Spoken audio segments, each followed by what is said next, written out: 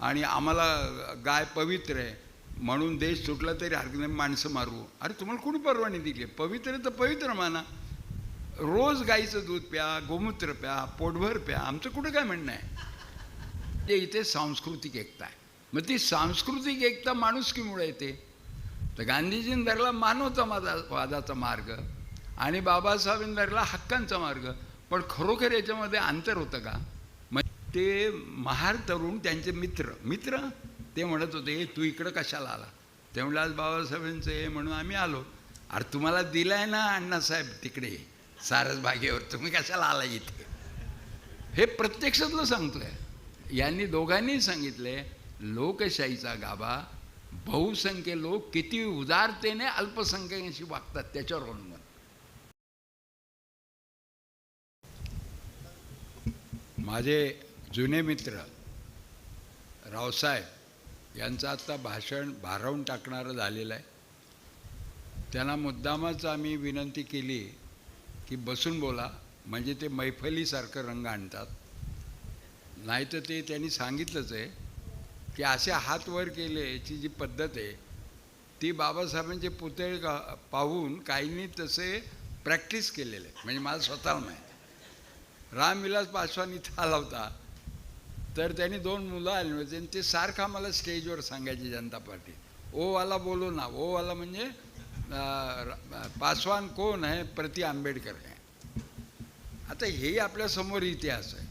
ज्यावेळेला समितीच्या बरोबर दादासाहेब गायकवाडांनी युती केली आणि रिपलनचे खासदार निवडून आले, स्वतः दादासाहेब गायकवाड नाशिकचे एक देशपांडे नावाचे सज्जन गिरस्त होते, पण समितीच्या रेट्यापुढे स्वातंत्र्यसैनिक होते, त्यांचा पराभव करून निवडून आले. मग अडचण कुठे आली? तर अडचण प्रत्येकजण खासदार स्वतःला प्रति आंबेडकर मानायला लागला. तिथे गडबड झाली. BC कांबळ्यांचा गट, अमक्याचं गट, तमक्याचं गट. पण ते सोडून देऊ. माझी मूलभूत भूमिका ही आहे की भूतकाळाकडे किती डोकवावं. जेवढं आपण गाडी चालवताना आरशामध्ये बघतो मागून कोणी ठोस देत नाही ना, इतकंच बघावं. पण सारखंच मागे बघितलं तर नक्कीच पुढे धडकणार. आणि महापुरुष आपण निर्माण करत नाही. ते अवतार वगैरे कल्पना काही असो, पण एक सत्य आहे की वास्तव परिस्थिती त्या काळामध्ये जे लोक त्या त्या काळातला जमाना ओळखतात, युगधर्म ओळखतात, त्यांना त्या काळातले लोक महापुरुष म्हणतात. त्यावेळेचं काय होतं? स्वातंत्र्य मिळणार. या भूमीवर कधीही राष्ट्र नव्हतं. मग ज्या वेळेला सायमन कमिशन यायला लागलं, कॅबिनेट मिशन यायला लागलं आणि आम्हाला भारताला स्वातंत्र्य द्यायची चर्चा झाली, ती प्रक्रिया सुरू झाली. नेमक्या त्या काळामध्ये डॉक्टर बाबासाहेब जे म्हणायचे की तुम्ही देताना चूक कराल, पूर्वीची सत्ता इथे फक्त सवर्णांकडे होती, त्यांच्याकडेच द्याल. मग आमचं काय? हा जो प्रश्न होता हा गांधीजींचा होता. तर दोघे एकमेकाला पूरक असतात बऱ्याच वेळेला महापुरुष, आणि त्यांनी जे डायलॉग मारलेले असतात ते त्या त्या काळातले प्रासंगिक असतात. ते आता पुन्हा रिपीट करणं हे एकच सांगतं, तुम्ही महापुरुष नाही आहात, तुम्ही सामान्य आहात. सामान्य माणसं महापुरुषांच्या आडून एकमेकाला शिवीगाळ करतात. तर पहिल्यापासून माझ्या लक्षात आलं, आमच्या मित्रांच्या लक्षात आलं, म्हणून आम्ही युवक क्रांती दल हे असं काढलं की बाबासाहेब आणि महात्मा गांधी यांचं संयुक्त मिश्रण म्हणजे आम्ही. गांधींचा सत्याग्रह, बाबासाहेबांना गांधींना मानलं तर अस्पृश्य काही गडबड करतील म्हणून ते त्याला सनदशीर मार्ग म्हणायचे. पण तपासलं तर महाडचा सत्याग्रह, काळाराम सत्याग्रह, पर्वतीचा सत्याग्रह, ज्याच्यात काकासाहेब गाडगीळ होते, SM जोशी होते, राजभोज होते, आणि त्याच्यावर त्यांनी लिहिलेलंच आहे बाबासाहेबांनी कौतुकाचे 4 शब्द. या सर्व ठिकाणी सत्याग्रह शब्द लोकांनी वापरला.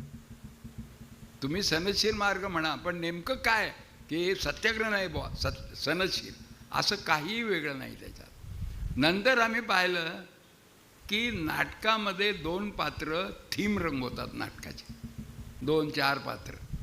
त्यावेळेला ते मेकअप करतात. स्क्रिप्ट आधी लिहिलेली असते, पण त्यांनी संवाद वेगवेगळे असतात. पण ती माणसं एकमेकाचे शत्रू असतात का?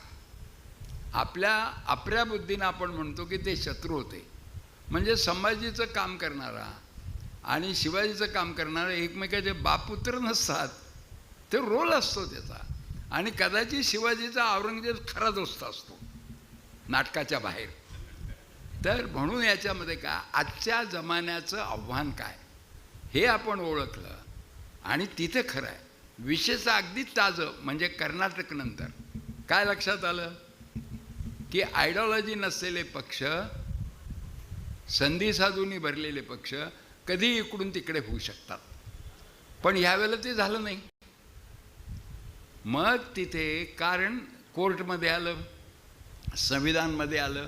मग राजेशाही लोकशाहीत फरक काय?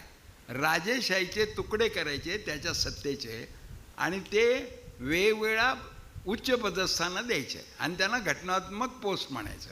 एक राज्यपालांना काय दिले, चीफ जस्टिसला काय दिले, काही मुख्यमंत्र्याला दिले, वाटून द्यायची. एक राजा नाही होणार, पण सत्ता म्हणजे ती राजाची काय आणि पंतप्रधानाची सगळं सत्ता म्हणून एकच असतं. त्याचे तुकडे करून विकेंद्रित करायचं तरच लोकशाही टिकते. तर त्याच्यापासून आपण धडा घेतल्यावर आता कालपासून एक प्रश्न सुरू झालेला आहे वातावरणात. पण हे टिकणार का? ज्यांनी भाजपला हरवलं त्या लोकांचं आयडिओलॉजी काय? म्हणजे आता एकदम भारताला विचारवंतांना लगेच असं वाटलं की आयडिओलॉजी लागते. म्हणजे हिंदू, त्याचा खरा प्रश्न असा आहे की एक हिंदुत्व आयडिओलॉजी ही फाळणी आहे देशाची, वैचारिक फाळणी. त्याला उत्तर देणारी कोणती आयडिओलॉजी? आणि मध्ये संधी साधू आहेत, माफिया आहेत, त्यांचा खेळ आहे. पण मूळ खेळ हा दोनही म्हणतात लोक.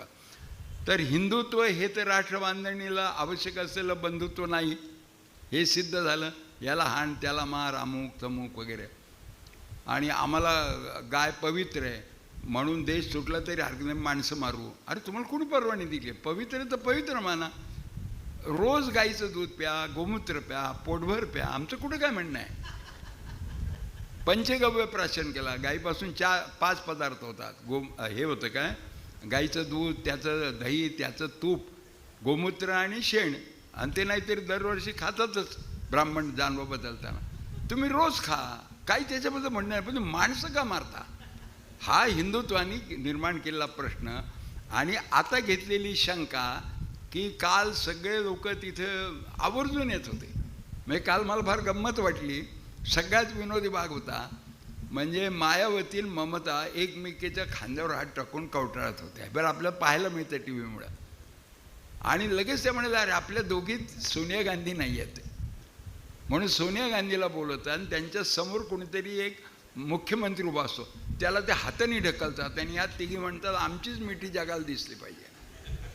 तर ह्या सगळ्यामध्ये आयडिओलॉजी लागणार आहे. ती कोणती आयडिओलॉजी? नेशन बिल्डिंगची, देशाला पुढे नेणारी. तर त्याच्यामध्ये गांधी आणि बाबासाहेब यांच्यापैकी एकही सोडून चालणार नाही. मग हे जर इतकं वास्तव आहे, इतकं सत्य आहे, किंवा मग आपण महापुरुष असलो पाहिजेत. आपण जर महापुरुष नसू तर त्याच्यात दोघांचे विचार उपयोगी आहेत. मी असं पाहिलं तपासणी करून पूर्वीच, म्हणजे अस्पृश्यता पाहिजे होती का? गांधींना नको होती लहानपणापासून. दक्षिण आफ्रिकेत अनुभव घेतला की तिथं भारतीयांना वागवतात ते नेमकं अस्पृश्यांना भारतीय हिंदुस्थानात वागवतात तसं आहे. पोलक नावाच्या ब्रिटिश माणसांनी लिहिलं, त्यांनी दक्षिण आफ्रिकेतली परिस्थिती किती वाईट आहे, गौरववर्णीय आम्हाला मतदानाचा अधिकार देत नाही, जमीन घ्यायचा अधिकार नाही वगैरे वगैरे. तर पोलकने एक पत्र त्यांच्याला उत्तर दिलं, तुमच्या देशातील अस्पृश्यता काढून टाकल्यानंतर तुम्हाला नैतिक अधिकार आहे ब्रिटिशांसमोर स्वातंत्र्य मागण्याचा. तो पुढे गांधींचा मित्र झाला, पण गांधींचं सारखं डोक्यात घेतलं आणि सदैव अस्पृश्य याची हे घेतली, रजा घेतली काँग्रेसची आणि देशभर फिरले. नागपूरच्या अधिवेशनात अस्पृश्यतेचा ठराव आणला, त्यांच्यापूर्वी आला नव्हता. हे सगळं केल्यानंतर ते जन्म नावाची गोष्ट फक्त ब्राह्मणच पाळतात असं नाही, एकूण एक पाळतात. आणि मग तू आमच्या जन्माला, आमच्या जातीत नाही जन्माला आला, तुला मानायचं कसं? याच्यावर गांधीजींनी मात केलेली आहे. ते म्हणाले बाबासाहेबांना, मी ऑनररी दलित आहे. दलितांचं, आणि ते सांगायचं जर हिंदू धर्म अस्पृश्यता पाळत असेल तर तो हिंदू धर्म मला मान्य नाही.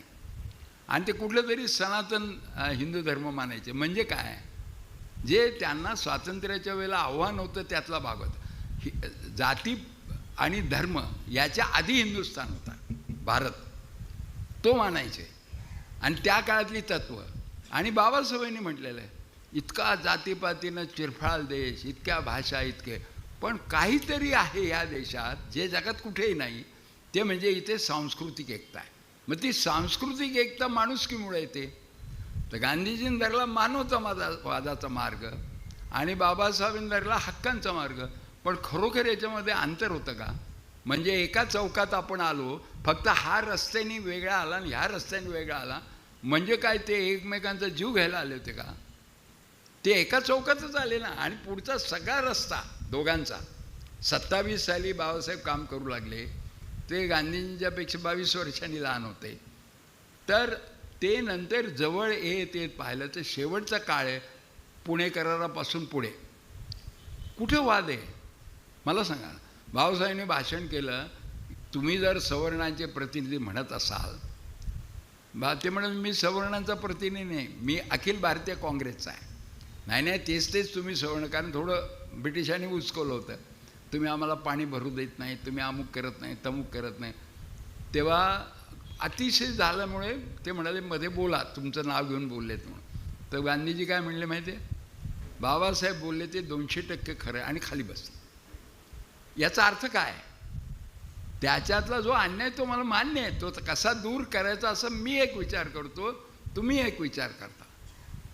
आणि प्रौढ मतदान असलं तर विभक्त मतदारसंघ नकोत, प्रौढ मतदान असेल तर राखीव जागा पाहिजेत, एवढंच होतं ते. मग एकमतच होतं. अशी कोणती गोष्ट आहे की ज्याच्याबद्दल एकमत नव्हतं दोघांचं, असं आंतरिक पाहिलं तर? बाह्यता होतं, त्याचं कारण असं होतं, बाबासाहेबांची जडणघडण ही कुठे झाली? ही राजवाड्यात नाही झाली. कारण 1000 वर्षामध्ये राजवाड्यातून एकही विचारवंत कसं नाही आला. जर परिस्थितीतून येतो हे आपण म्हणतो, आणि ते बरोबरच आहे. बाबासाहेबांचं जीवनच वेगळ्या जागी गेलं. मिलिटरी कॅम्पमध्ये गेले काही काळ, नंतर झालं, आणि नंतर वाचनाचं जे वेळ झालं, तर त्यांच्यामध्ये एक आकांक्षा आली, मी सवर्णांचा टॉपमोस्ट जो विचारवंत असेल त्याची बरोबरी करीन. आणि तिथं त्यांच्या लक्षात आलं त्या अभ्यासात, अमेरिका, इंग्लंड, जर्मनी या 3 ठिकाणी त्यांनी अभ्यास केला. 2 गोष्टी त्यांनी महत्त्वाच्या स्वीकारल्या, की आता जगानं स्वातंत्र्य, समता, बंधुत्व आणि सेक्युलरिझम याचा जगानं स्वीकार केला आहे. भारताला आता तो करावाच लागेल, नंबर 1. आणि नंबर 2 त्यांनी हे स्वीकारलं की भारतातल्या सगळ्या रूढी परंपरा इतक्या वर्षाच्या आहेत, छोटे छोटे समूहांचे वेगळ्या आहेत, पण या स्वातंत्र्य, समता, बंधुता यांच्या कसोटीवर घासून पाहिलं पाहिजेत, आणि जे घासून टिकेल तेवढंच ठेवलं पाहिजे. तेच तुम्हाला घटनेमध्ये दिसतं. बरं, राज्यघटनेमध्ये घटना समिती जी होती त्याच्यामध्ये बाबासाहेबांना कुठं अडचणी आल्या जास्त हे ठरवलं. अस्पृश्यता निर्मूलनाच्या वेळेला बाकीचे नाही म्हणले. याचं कारण काय होतं? गांधी होते देशात, आणि गांधींचे शिष्य होते सरदार वल्लभभाई पटेल, राजेंद्र बाबू, नेहरू. तर कुठंतरी दोघांच्या वेगवेगळ्या बाजूच्या संवादामुळे एक ऐक्य झालं होतं, आणि ते ऐक्य भूतकाळात झालेलं आत्ता आपल्याला, कारण भूतकाळातून वर्तमान काळाचा जन्म होतो, तो आजचा परिस्थितीचा गर्भ त्या 2 महापुरुषांच्या काळामध्ये वाढत होता भूतकाळाच्या पोटात, आणि त्याची आपण अपत्य आहोत. आपण नतद्रष्ट निघू जर आपण हे महापुरुषांची भांडणं, वाद आणि त्याच्यात अडकून पडू. काय गाणी, किती कविता.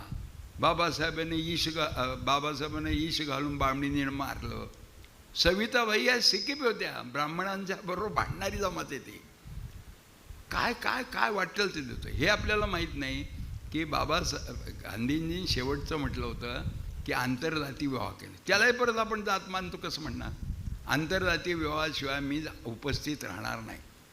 तर प्यारेलाल ज्यांनी त्यांचे 3 खंड लिहिले आहेत, सुशीला नायरचा भाऊ, गांधींचं सगळं जे चालू होतं ते नोंद करणार. ते म्हणाले ते बरोबर आहे, नोंद केलेलं आहे, ॲनालिसिस नाही केलं. ते म्हणाले की मला ॲनालिसिस करायचा अधिकार नाही, मला जसं घडलं तसं म्हणून आपल्याला बऱ्याच गोष्टी माहिती आहेत.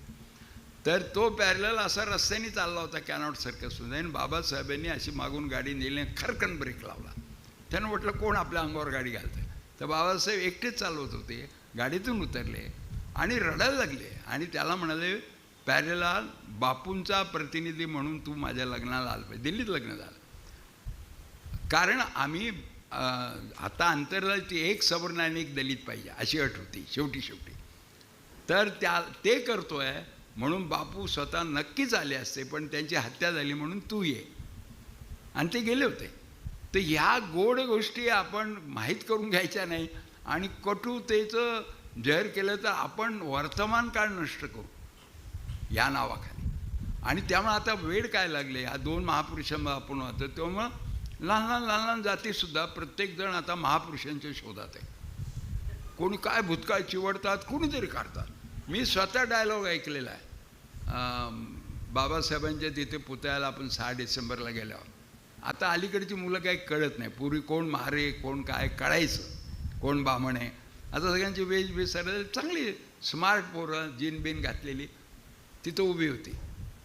आणि ते महार तरुण त्यांचे मित्र ते म्हणत होते, तू इकडं कशाला आला. ते म्हणलं आज बाबासाहेबांचं आहे म्हणून आम्ही आलो. अरे तुम्हाला दिलाय ना अण्णासाहेब तिकडे सारस बागेवर, तुम्ही कशाला आला इथे. हे प्रत्यक्षातलं सांगतोय. भगवान तू हसतोय बडे खरं आहे बरं का. ते काय चालवलं आहे आपण, प्रत्येकाची छोटी जात. त्यामुळे ब्राह्मण कधी दाखवत नव्हते आपला महापुरुष, पण त्यांनी ब्राह्मण संमेलन घेतलं. भले तुमचं काँग्रेसच्या याने कलमाडीने दिले असेल फायनान्स, पण घायसास गुरुजींनी केलंच ना. आणि त्याच्या वेळेला परशुराम असं खांद्यावरती कुऱ्हाड घेतलेले असे पोस्टर लागले पुण्यामध्ये. हे पुण्याच्या स्वभावाची सुद्धा विसंगत आहे. तर हे असं करण्याच्या ऐवजी माझं काय म्हणणं आहे, रावसाहेब आमचा जुना पहिल्यांदा आम्ही एकच युक्रांच्या जवळच होता.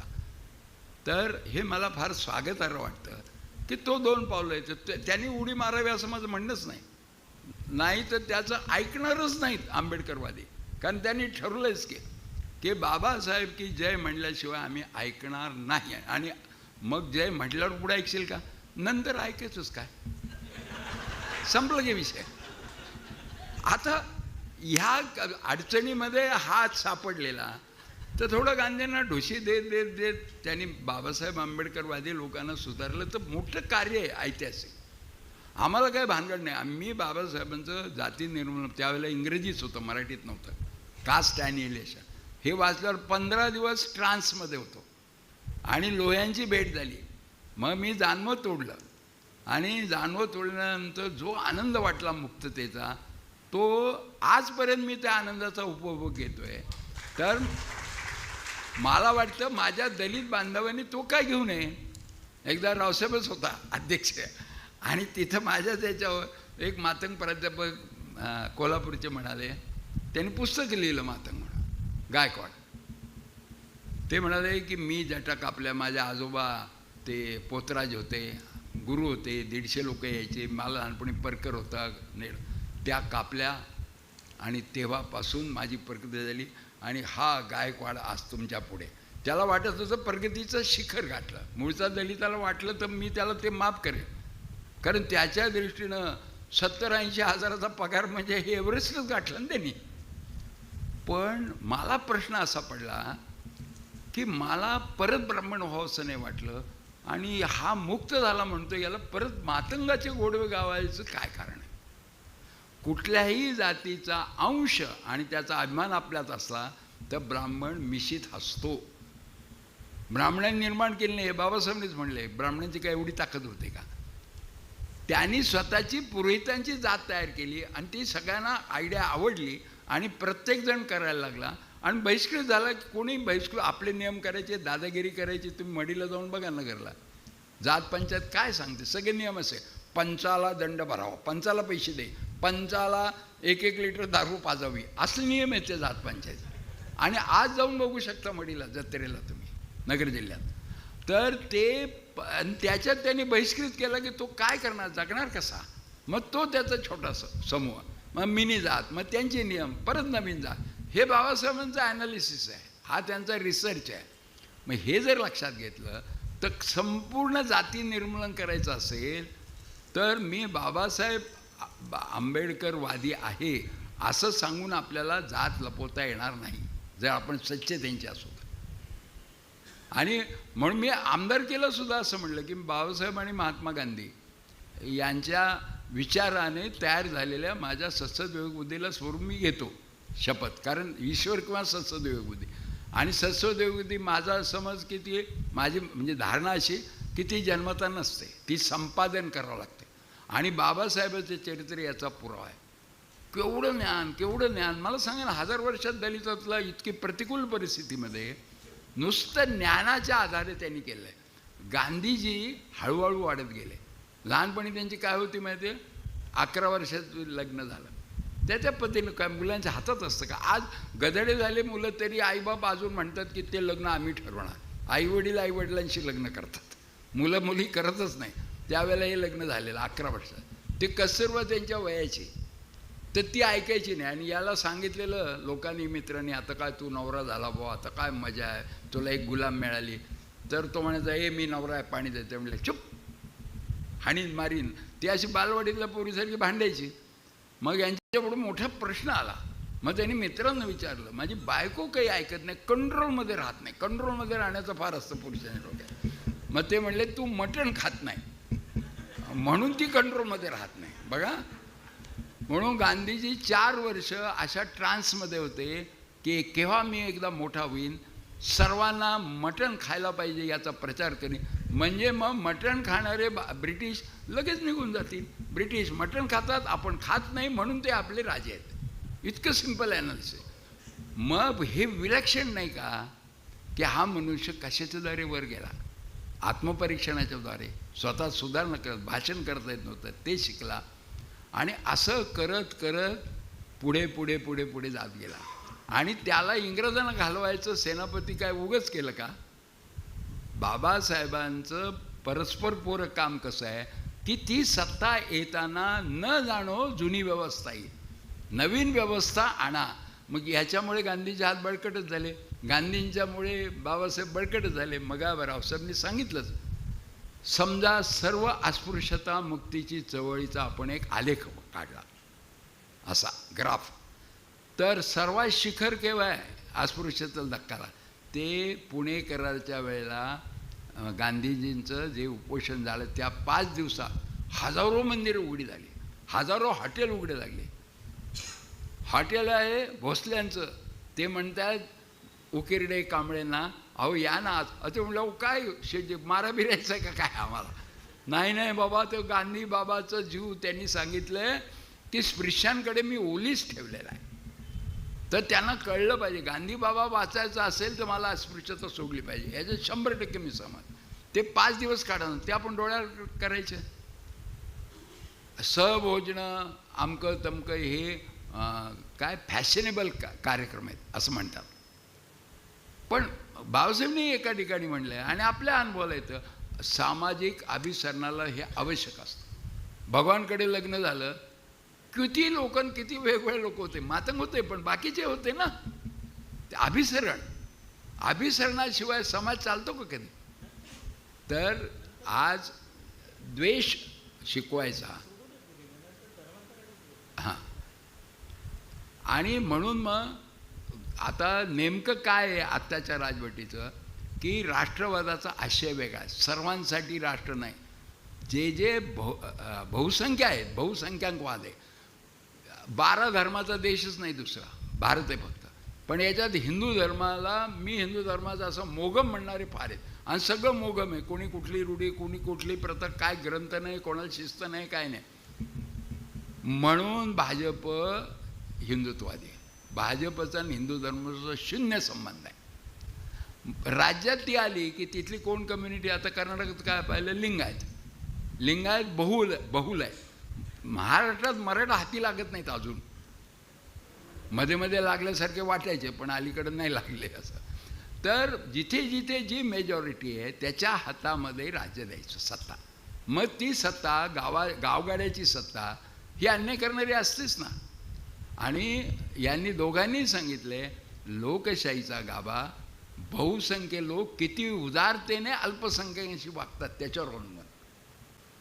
तर हे सारं आपण समजून घेतलं पाहिजे आपल्या भविष्यकाळासाठी. कारण आपण कोण?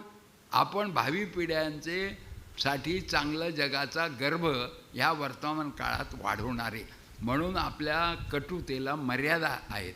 आणि याच्यामध्ये रावसाहेब आमचा मित्र याने पुढचं पाऊल टाकलेलं आहे असं माझं त्याचं भाषण ऐकलं. ते असं बाकीच्यांना वाटेल दबकत आहे, ते दबकत नाही आहे. तो कोणाशी ॲड्रेस करतो हे माझ्या लक्षात येतं. तर ते इकडून येतात. आता बाकीच्यांनी टाकलं. आम्ही गांधींचा फक्त सत्याग्रह घेतला, कारण हा संघर्ष समाज न तोडता कसा करायचा तो खूप अभ्यास केल्यानंतर आम्ही गांधी बाकी समजला नव्हता. मग आम्ही सत्याग्रह घेतला, बाबासाहेबांचं जाती निर्मूलन आणि हा सत्याग्रह. आणि याचं टिकलो ना आम्ही चिरंतन. हा पुरावा आहे ना. आणि कुठल्याही आमचा आंबेडकरी चळवळीतला मागे म्हणतो हे बामणांची संघटना आहे अमुक तुम, पण समोर आला तर कधी त्याला आदरच वाटतो.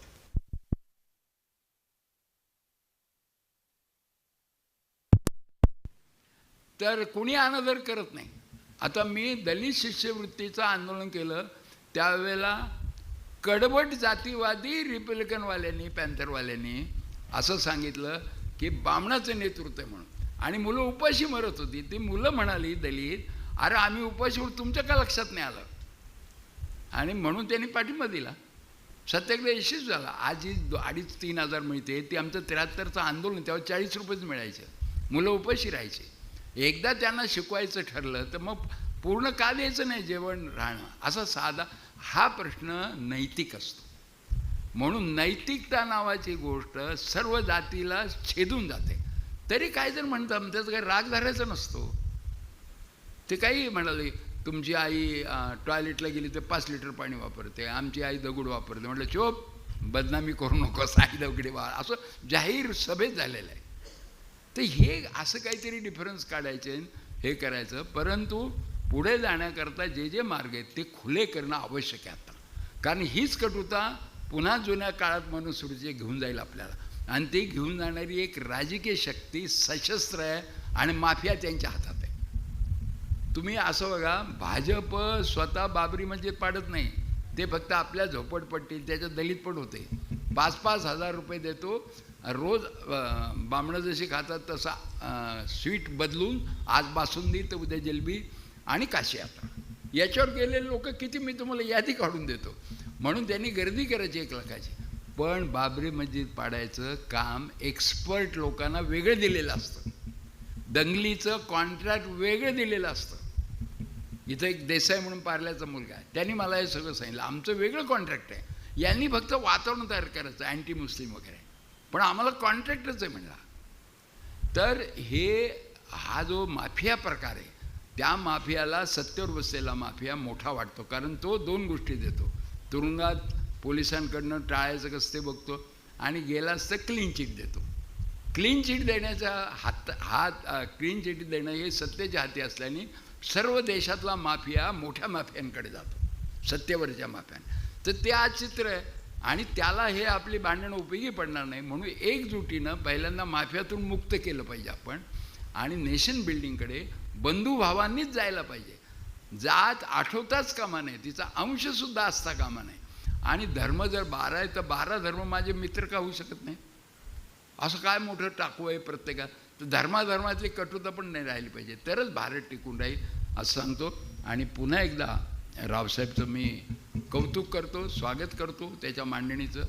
त्यांनी जास्त फिरावं आणि जास्त लोकांना सांगावं असं मला वाटतं.